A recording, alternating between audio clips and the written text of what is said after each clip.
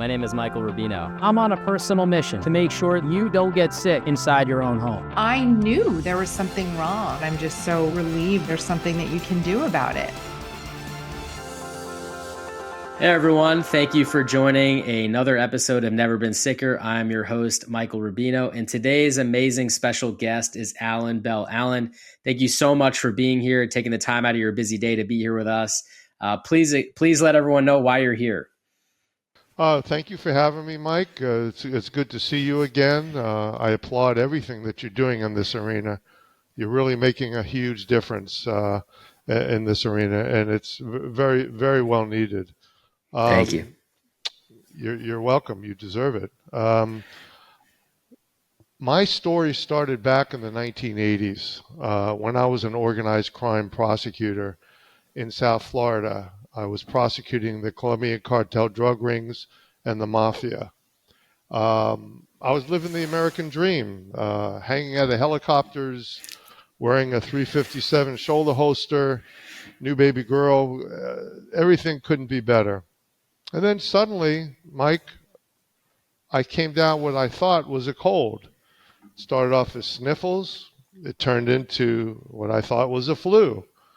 Achy joints, fever, muscular pain, weakness, and it got worse and worse.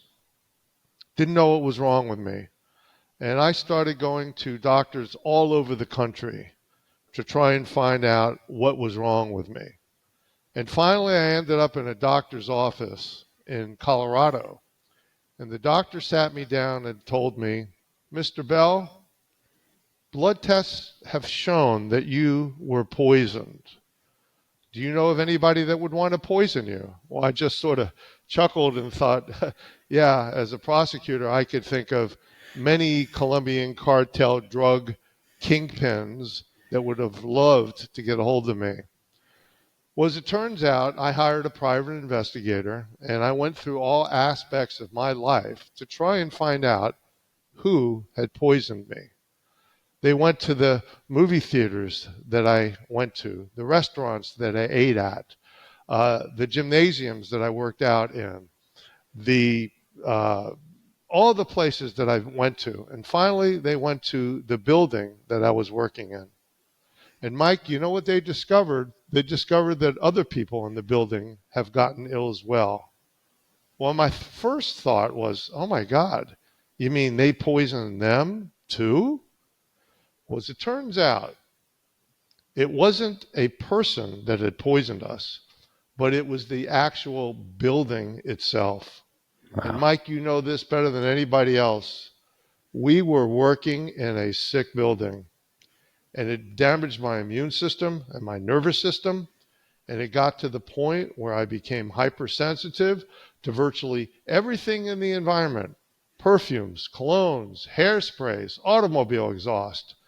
And they would cause me grand mal seizures. That's right, wow. Seizures. So in an effort to save my life, the doctors said, we need to put you in a place where there's no chemicals, there's no pollens, and there's no molds. And they airlifted me into a little 500 square foot bubble in the middle of the Arizona desert. As far as the eye could see, all you saw was cactus. No roads, no schools, no people. It was isolated and desolate. And inside this bubble, it was made out of glass, brick, and steel. That's it. And there I ended up in a wheelchair tethered to an oxygen tank. So in an effort to try and save my life so my daughter would not become an orphan, she was only a 2-year-old little girl, I got on the telephone. There was no internet then. There were no cell phones then. And just with a telephone and a fax, I discovered by talking to the top scientists on the planet that my plight was not isolated, that millions of people are getting sick and dying every year from the environments that we are exposed to. So I started the Environmental Health Foundation, a little charity, got the top scientists behind what we were doing, raised money, we got Al Gore to support it, we got Gene Cernan, the commander of Apollo 17, the last American to walk on the moon, behind it. And we raised money and we donated it to research. And through that journey, my daughter found a doctor that got me out of the bubble with an experimental treatment at that time, which was an anti-seizure treatment. I still take that treatment to this day. It's gotten me out of the bubble. I've become not only an advocate for this issue like you, but also a lawyer to represent people, underdog victims that have nowhere to turn to for help against big, bad, rich, powerful corporations, where we give these victims a key to the courthouse and we sue them. And right now, I've got cases going on all over the country, which I could talk about later on in the podcast if you want to ask me about them. So that's my journey. That's why I'm here. And that's why I'm so pleased to meet you, Mike. First off, I want to say, we've had the opportunity to speak before. I've read your story, but, actually hearing it live, organic, just through this podcast, I learned more than I thought. And I'm really sorry what you went through, because it's crazy to really think about the words that came out of your mouth and what you went through and how that transpired. I mean, it's a miracle that you're still here, obviously, with everything you went through. And, I'm so fortunate that you are, because of everything that you've, contributed to helping other people and everything you continue to contribute today. So, thank you for that. And I definitely want to dive into the legal world of things, because, I've been on a handful of cases as an expert witness. I think a lot of people, get put into bad situations and feel like they have no way out and feel like they have no rights. And so we'd love to just kind of high level, obviously, it changes state to state, changes to situation to situation. But, how does somebody go through from a high level perspective, documenting things properly to build a case if they have a case? Like how can people set themselves up for success? And then definitely later would love to cover, more so around what you see needs to change systemically and how we could actually do that through the amazing justice system that we have here in the US. Yeah. You hit the nail on the head. You need to build the case. And many of these people that call me from all over the country, they know they've been sick, they know it's mold, but they haven't built the case. And if I feel that a case has merits, I will support them and basically lead them through building the case, so we have enough evidence to be able to then file a lawsuit. So where does it all start in building a case? It starts with somebody like you, who they call in and basically inspect the apartment, inspect it for water damage, inspect it for wet building materials, and take diagnostic tests, air samples, swab samples, dust samples, and try and document the existence of high levels of pathogenic mold, or in some cases, mycotoxin tests. And once all that is established, and you show the existence of the pathogens that are causing people illness, then what you do is you start building their case from a medical standpoint. They have to go to a mold literate doctor, okay? And there's not a lot of them out there, right? But I'm sure that you're connected to a lot of them, Mike, and so am I, through the various cases that I've had all over the country. And the doctor then takes blood tests to see if the immune system is jacked up. There could be evidence of chronic inflammatory response syndrome or mast cell activation syndrome. They take urine samples and send them to laboratories to see if there's high levels of mycotoxins and the type of mycotoxins that you could potentially match to the specific mold species that you found inside the apartment. Right. And so and a big part of these cases are a lot of these victims have neuropsychological symptoms, neuropsychological symptoms. They have mood swings, they have depression, they have anxiety, they have all the symptoms that typical doctors paint them as being crazy or malingerers. So I'm one of the lawyers that have pioneered bringing the proof inside a courtroom of brain injury as a result of mold exposure. So there's a diagnostic procedure called a neuroquant. Neuroquant is basically an MRI of the brain and applying that MRI to a software where you're able to actually see parts of the brain that are inflamed and other parts that are atrophied. And the parts of the brain that are inflamed, you can correlate to specific symptoms like mood swings, depression, anxiety. So we've now turned a mold case into a brain injury case, okay, through new scientific technology that didn't exist in years past. So once you have the mold, because of people like you, Mike, that finds the mold, once you have the medical diagnostic procedures in matching the symptoms that were caused by the mold, then you have to determine whether or not you could build the case damage-wise. Because just because you prove you were exposed to mold and you could prove that there was liability there, you have to show damages. Otherwise, the defense will say, okay, there's mold. Okay, you got sick from it, but what are your damages?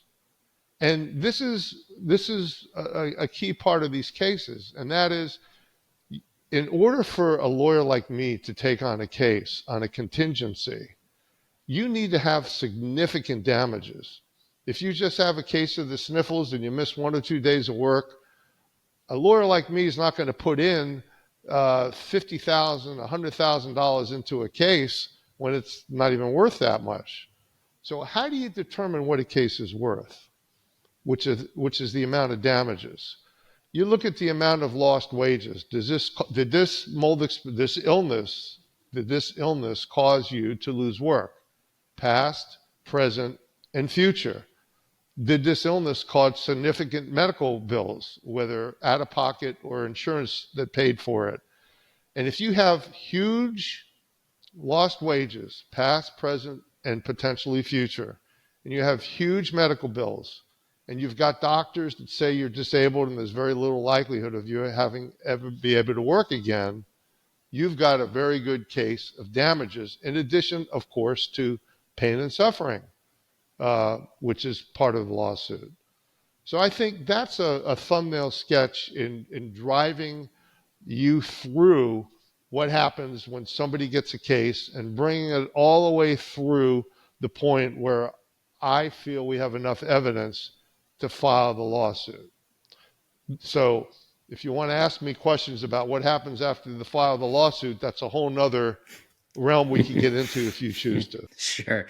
Yeah. Thank you for that. And just one thing that you haven't touched on, but also property damage, right? So, obviously if there's mold in an apartment and their property gets destroyed, sometimes people have, property insurance, specifically renter's insurance. Sometimes they don't. Is that typically part of the claim as well? Absolutely. And thank you for bringing that out. But typically the amount of property damage it isn't that significant as a renter. And most of the victims that contact me are renters. The property damage would be, their contents, maybe 10 grand, 5 grand.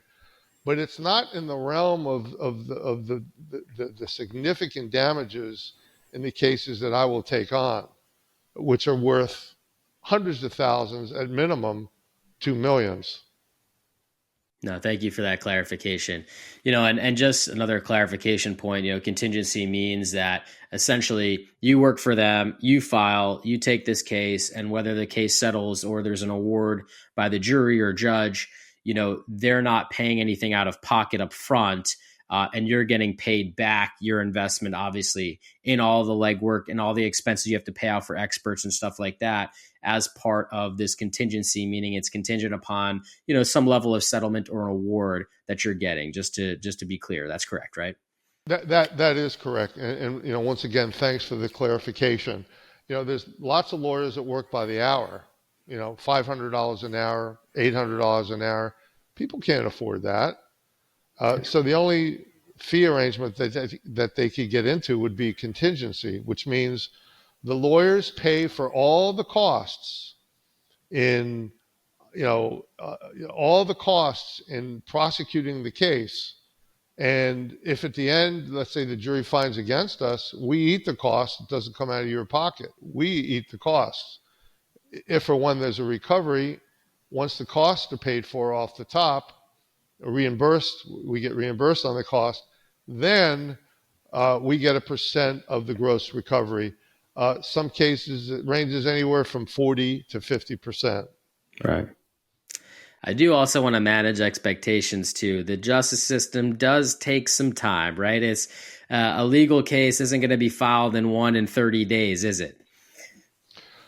Right. And, the building stage could take 6 months. We're not going to file a lawsuit unless we have all of our ducks in a row and we feel that we have significant case. So that could take 6 months or less, depending on how cooperative or fast the client is.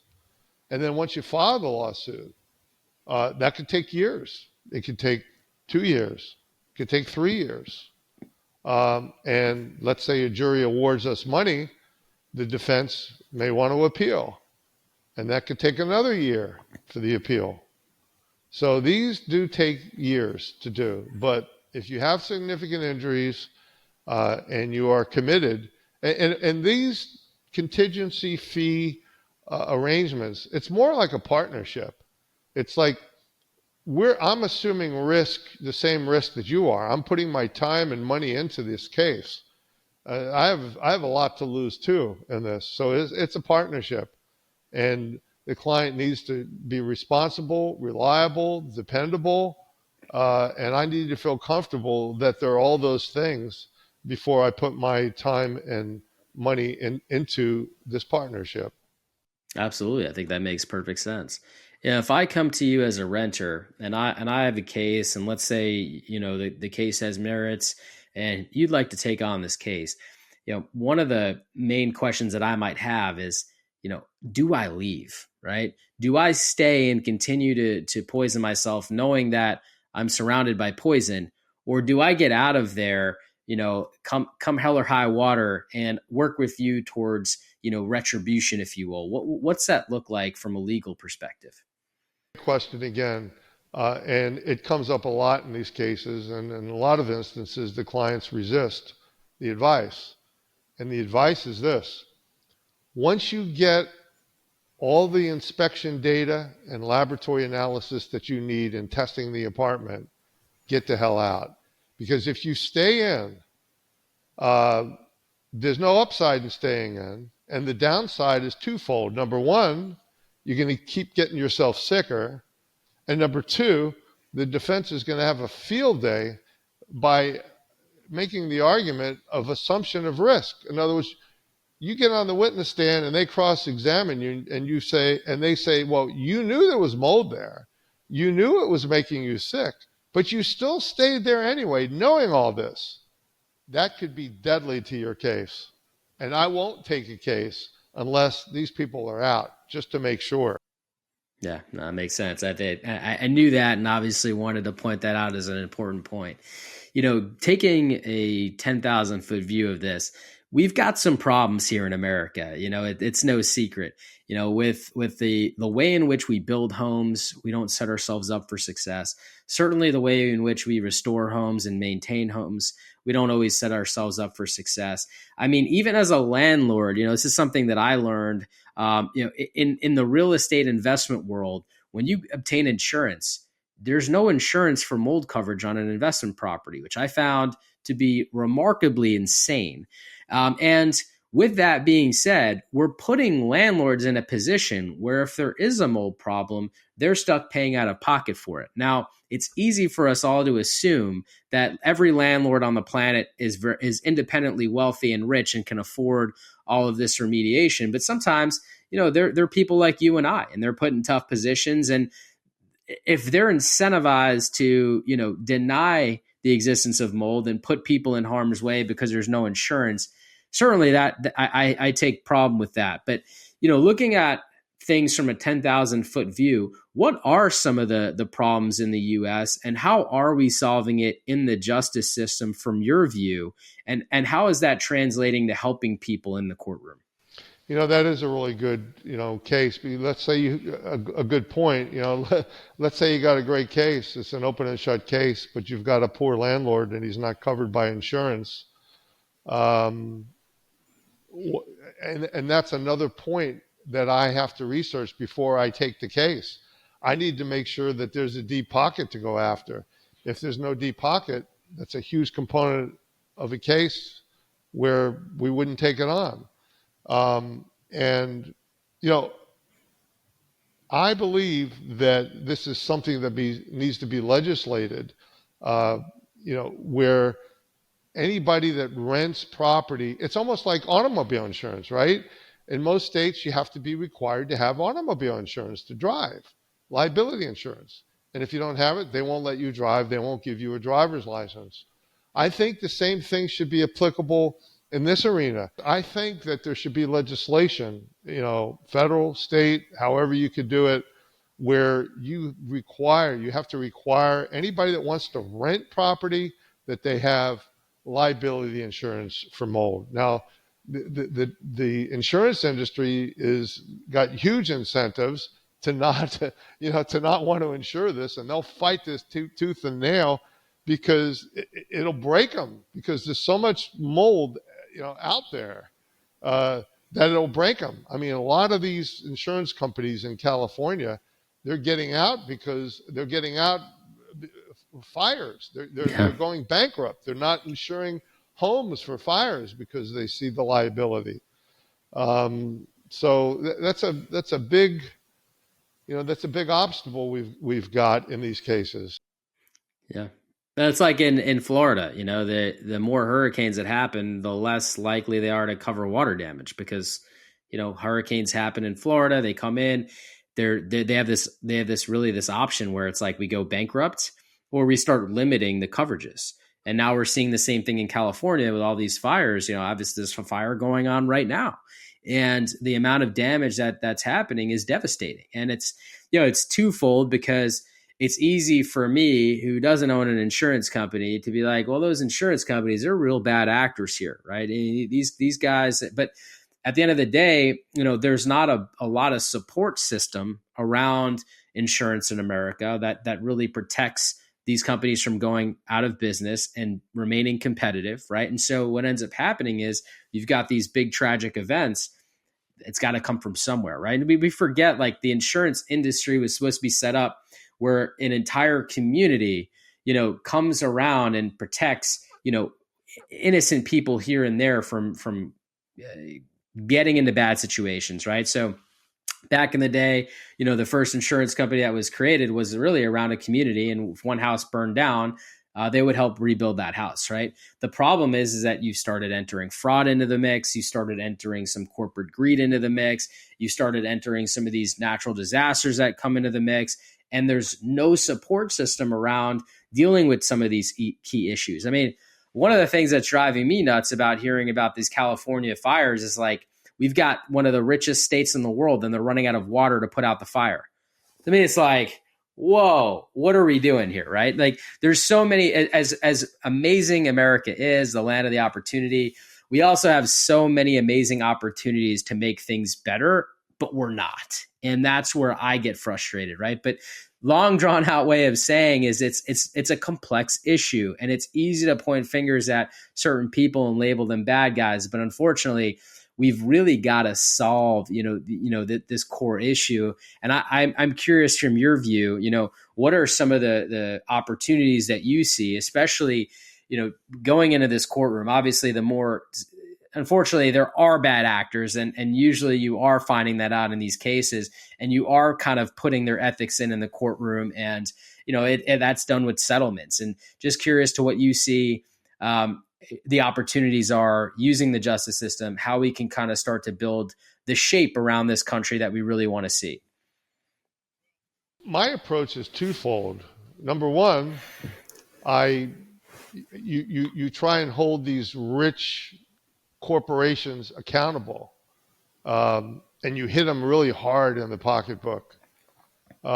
We just settled a case, one of the biggest mold cases in the history of California, where I sued the largest property owner in the state of California with $19 billion. Okay. And we settled, so I can't comment on the settlement, but I could tell you the justice was served. Also, another tool in exposing these bad actors, as you call them, is you use the media. And that's what I've done in a lot of my high-profile cases. I've done it in California, where it ended up on the front page of the second largest newspaper in the state of California. It was on ABC television. Had a case in Florida, which is still pending, a wrongful death case where it ended up on 2 television stations in the Tampa, Fort Myers area.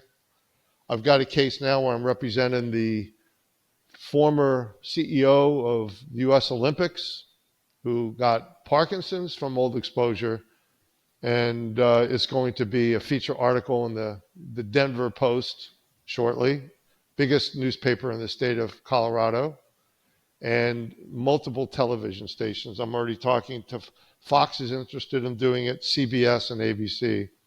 We'll pick who we want. But it exposes these big corporations. They don't want people to know what they're all about. They don't want it. It's not good for them. It's not good for their business. And that's how I utilize the legal system in trying to obtain justice. No, thank you for that, and obviously, thank you for all the work you're doing. It's what we need. We need justice served, and sometimes the best lessons in life are learned where it hits you the worst in the worst way, and it's always the pocketbook, right? And so, when you have these big corporations, where obviously, for many different reasons, not going to say that the owner is the bad apple, but sometimes you have people that are decision makers in these organizations that make boneheaded decisions, right? And that puts people in harm's way, and they're not thinking about the consequences of that. And they certainly start thinking about that when they start having to pay these hefty fines, right? And I think, unfortunately, because we're dealing with corporate greed in so many aspects of these big corporations, you put big in front of anything, and you kind of get the idea of what I'm talking about. And it's got to hold them accountable, and we got to hold them accountable through the justice system to really, send this message that, we want clean air, we want clean water, we want clean food here in America. And I don't think that's too much to ask for. And I'm really glad to see a lot of this stuff coming out there. I mean, even some of the stuff we've seen in the food industry of all these preservatives and all these processed foods coming out, and we're making that people more aware of that. That's where it starts. What opportunities do you see that we have besides the work they're doing in the justice system and keeping the whole accountability in place, but clean air, obviously. Breathing 20,000 breaths per day, consuming enough air to fill up a normal sized swimming pool every single day, and the impact that has. Obviously, we consume more air than anything else on this planet. Where is the opportunity for that message to reach people? Because, I do think that more people are aware of that every single day. But what do you think it's going to take for everyone to wake up here and say, the air we breathe is really important? Well, that's an issue I've been wrestling with for the last 30 years. I started off by doing a charity and raising awareness, the Environmental Health Foundation. I raised money, as I told you earlier, donated it to research. But I think it all really goes with consumer-driven movement.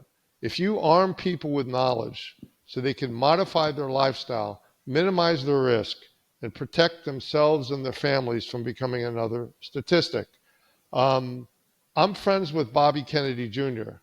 Bobby was involved in one of these mold cases that I have. He is going to be the next, hopefully, the head of Health and Human Services.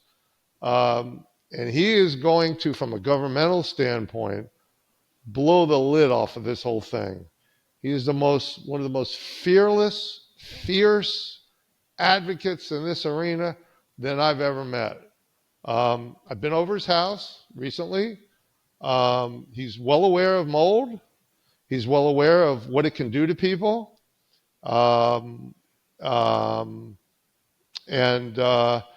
He is driven to try and get the federal government to protect Americans, whether it's baby bottles or diapers or clothing that we have on our back or plastic containers that we're drinking water out of, or whether it's the houses that we're living in, the rentals that we're renting from, the carpeting, the glues, the formaldehydes, the hair care products, the perfume, the cologne, the hairspray, goes on and on and on. Look, other countries, to give you a contrast, Mike, in the United States, chemicals and molds or any other environmental insult is presumed innocent until proven guilty. That means you have to go into a courtroom and prove that mold is toxic. You have to go into a courtroom and prove that formaldehyde or isocyanates or toluene or the forever chemicals are toxic. Okay, in other countries, I'll give you an example, computers, Apple computer. They sell computers in the United States. It has more toxic components in the Apple computers sold in the United States than the same model sold in France or Sweden or Denmark, because those countries have stricter laws and regulations, okay? And their laws and regulations basically say that chemicals and environmental insults are presumed guilty until proven innocent. So the company who is manufacturing these chemicals or products, they have the burden of proof to show that this is safe before it's introduced into commerce into the United States. That's why the Chinese are smart. They took all their toxic drywall and they sold it to I don't know if it was Home Depot or whatever, and Americans buy it. Mothers go into supermarkets and they buy baby diapers and they think if it's on the shelf, it's got to be safe. The government's checked that. No, that's not the case. So one of the key things is to change the laws on the federal level, which is what Kennedy is aiming to do. And I speak with him and I'm in contact with him on a personal level. And you might ask yourself, well, why are chemicals and environmental insults presumed innocent until proven guilty?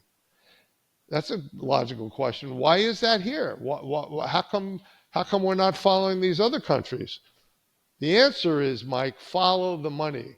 If you follow the money, you'll find that the lobbyists who are paid for by these big chemical and pharmaceutical industries are basically lobbying senators, lobbying congressmen to leave the laws just the way they are. And why do they want to do that? They want to do that because as long as there's no strict regulations, there's higher profits in making and distributing these products. It's all about money. So the bottom line here is, the theme is, it's profits over people. That's what all of these legal cases boil down to. Profits over people, whether you're looking at an aerial view and why Congress is allowing this and why Kennedy is going to have such a fierce battle in changing this, or you're looking at it one case at a time with these very rich, wealthy landlords. It's the same thing. It's profits over people until it happens to them personally, their family or themselves, and then they get a wake-up call. So, what I'm trying to do now is instead of continuing to do one case at a time, I want to reach the masses, millions of people. And the way to do that is go to Hollywood. And we're developing a television series based upon what I do with my A team. And every episode, every week will be a different case, all based on true life stories. And I've got hundreds of them. And showing the audience in an entertaining way on how their Parkinson's disease might be caused by mold exposure, like my case in Colorado, or how ALS was caused by the chemicals in the sealers on the wood floors in my Boston case, where I represented the head football coach of Holy Cross University College. And by educating people in a entertaining way and reaching millions of people, that's another angle, because I think ultimately this is going to be one on two fronts: the governmental regulation front, which is what Kennedy is doing, which I'm assisting him in doing, and driving that on the where the money is going and hitting these companies in the pocket, and educating people so they demand safer products, and that's that's my approach. I love it. And there were so many amazing things that you said in there. And I know I'm not going to have time to ask you all these individual questions about it, but thank you so much for sharing that. You brought up a great point with Bobby Kennedy and the Make America Healthy Again movement. I think I don't care who you vote for. I think the entire premise of it is exciting. I am super optimistic about the outcome of that. Of course, being a little bit involved in Change the Air Foundation and the policy reform work that we're doing, I know the uphill battle with making change and all of the lobbyists that jump on to, push down against change, because change can be scary, right? And of course, the concept of prioritizing profits over people, which so many businesses out there do, especially these larger corporations, especially ones that are publicly traded companies on the stock market, right?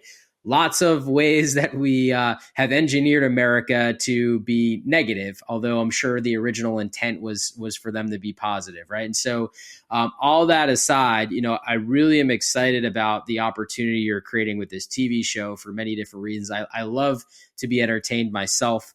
I love to mess around with entertainment myself. And I would just love for you to dive a little bit into that. How do we make this a reality, and what do we hope to achieve as we break into Hollywood with these concepts and really help educate people through entertainment? Well, we're going to do a series, and I know that you and I have talked about this before, and one of the characters in the show is you. What you do, you're on the front line. You're the guy that goes in there, and you're the one that finds the murder weapon, the gun. Okay, and you're the CIA, CSI. The CSI portion of the where we do all this high tech stuff and find it all, but. You basically, in each episode, it's sort of like the people that saw House. You've got a flawed lawyer, a flawed doctor, right? And he's got a team of medical experts, and every week they solve a different medical mystery, okay? Or The Good Doctor, same kind of thing. Or Miami CSI, where they're unraveling crimes, and they're through CSI technology, they're finding the murder weapon and they're finding the murderer. In this case, we're not looking for a murderer. We're looking for the people or the entity that poisoned the victims. And I always say that if you could find 15 years on how to murder somebody on Miami CSI, I'll give you 30 years on how to poison somebody, all based on true life stories. whether it's inside your home, your school, your workplace, the ocean that you swim in, the products that you use, the water that you drink, the food that you eat, or the containers containing the food that you eat, it's going to, in a dramatic way and in a entertaining way, it's going to be where the audience is going to want to see this and wow, I wonder if my father got Parkinson's from something that he was exposed to. I wonder if my mother got breast cancer. 1 out of every 5 women get breast cancer. Okay, and 80% of all cancers is caused by the environment that you're exposed to every single day. So the two biggest killers out there is 1, heart disease, and 2, cancer. So heart disease was once thought of as being, well, diet and exercise and genetics. They now know that a big component of heart disease is what you breathe, okay? What you breathe and what you touch. If you live within a half a mile of a freeway, your chance of getting heart disease triples just by breathing that outside air. And cancer, like I've said, 80% of all cancers is caused by what you are exposed to in your daily, everyday life. That's huge. Yeah. That's huge. 1 out of every 2 men are going to get cancer in our lifetime. 1 out of every 3 women are going to get cancer.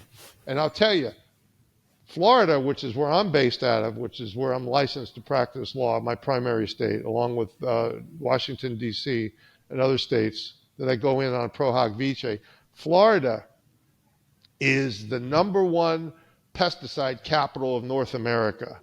And that's causing all kinds of problems. The bugs that they're spraying for and the humidity, which is causing the mold, is probably the #1 mold capital as well. And you're based in target 0. You couldn't be based in a better place for what you do and for the kind of help that you offer to many, many people in Florida. Totally. I mean, for me personally too, it's like the outdoor lifestyle for me and my family living in Florida, you can't beat it. But there are significant challenges here. And, for me, one of the things that I wanted to accomplish was like, if I can figure out how to live in one of the most difficult places to live in from a mold perspective, and I can do that and solve those problems, I can solve any problem. Right. And so, with living in any tropical area, one of the biggest factors you have to deal with is humidity, right? And the amount of moisture that's naturally in the air at all times. And, having a well-sealed building that brings in fresh air properly, but also controls humidity at the same time. It's not the easiest thing to do in the world, but it's something that we've been able to achieve. And you could see, like, in the dead of the summertime, my humidity ranges in between 50, 55%. And then if that occurs where it gets 55% or higher, boom, we've got dehumidification systems that kick in, as a countermeasure. And so you have to have fail safes like anything else. But, one of the things that you said to me that really struck a chord, that always kind of makes my wheels turn, is the fact that, like, there are so many things from an environmental exposure aspect that could kill us, right? We have the mold, the bacteria, the VOCs, the formaldehyde, the microplastics. It's like every year we're finding more and more things. Going back to what you said about how, as corporations, we can just create products and put them in people's hands without having any burden of proof to show that the products that we're creating are not toxic. Well, we're in this kind of cycle of stupidity, if you will, of introducing new things that we have to worry about. Forever chemicals, right? It's PFAS and all these other things we have to worry about. Well, we stopped using Teflon. We started creating forever chemicals as a backup, right? We get rid of BPA, then we got BPB. It's like we're constantly, in this rat race of trying to create a new product that flies under the radar, and then years later, we find out that product wasn't so great, right? And so it's a vicious cycle that we certainly need to stop. And the other thing is, I think we've been able to fly so much so under the radar because people aren't aware of the environmental exposures that they're dealing with, because they don't think that the air they're breathing, the moisturizer they're putting on their skin, the shampoo they're using can affect their health. The containers they put their food in can affect their health. Drinking out of plastic, heating up that plastic can affect their health, right? And so as long as these things stay under the radar, then we can continue to sell people more and more crap that makes them sicker and sicker and have no consequences. And so, I'm so glad that you're doing what you're doing, as well, because obviously you're creating awareness. This show is going to create awareness. So I'm so excited for this to become a reality. And that awareness is helping people, make better choices. And for the people that don't know, unfortunately, that are victims, we've got the justice system on our side, and taking those cases to that justice system and getting justice